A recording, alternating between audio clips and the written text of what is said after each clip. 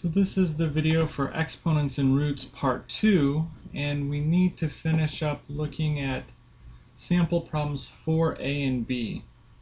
So in sample problem 3, we were doing square roots, and we knew they were square roots because there was no superscript number up in the corner.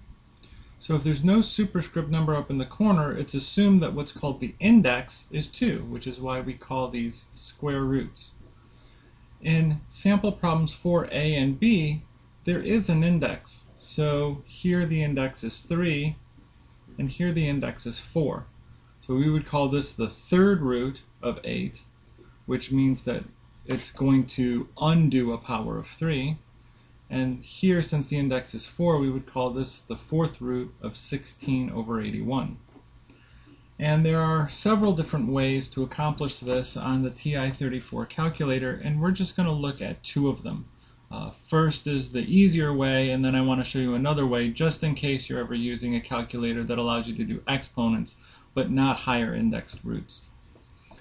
So let's look at 4a. We've got the cube root, or the third root of 8. If we want to do this problem, we can't just hit the square root button, because you'll notice that it gives us no place to put in the index.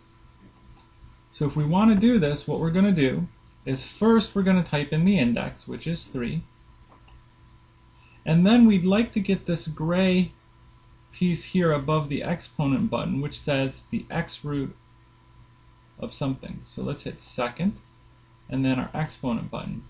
And notice that what that did is it automatically turned that 3 that we had typed into the index.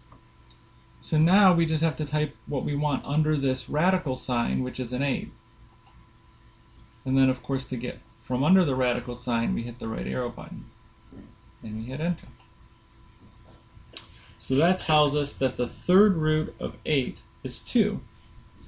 And what this really means is that if we take 2 and raise it to the power of 3, we'll get 8. Now let's look at the next one. We've got the fourth root of 16 over 81. So the process is going to be basically the same. First we want the index of 4. Then we hit the second button, and then our power button, so that we get the x root of something. Now we want to type in 16 over 81, which is a fraction. So just hit the fraction button. Type in 16, down arrow, 81. Now once again, if I hit the right arrow once, it's going to get me out of the fraction, but not under the radical sign. So I have to hit the right arrow button again. And that'll get me completely out, and I hit enter. And it tells me that it's 2/3. Basically, what this is telling us is that if we take 2 to the power of 4, we'll get 16. And if we take 3 to the power of 4, we'll get 81. So that's one method for getting higher powered or higher index roots. But say we were working with a calculator that didn't allow us to take the x root of something. How could we do it? Well, we can do it using exponents as well. So if I want the cube root of 8, or the third root of 8, I can also do it by taking 8 to the power of 1 over 3, or 1 divided by 3. So if I do 8 to the power of, and then 1 divided by 3,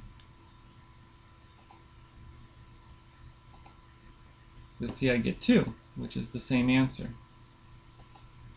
If I take 16 over 81, get my right arrow.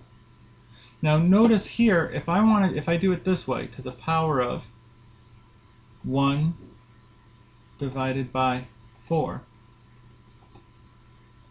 enter. That gives me 2/3. In some calculators, such as the TI-84, it becomes very important to put in parentheses. So you might have to do something like 8 to the power of, and then parenthesis, 1 divided by 3, parenthesis, and hit enter. And basically with calculators, the rule of thumb is if you're ever in doubt as to whether or not you need parentheses, just put the parentheses in there. Because as you can see, it didn't change the answer when we did it with the TI-34, but with some other calculators it does become important.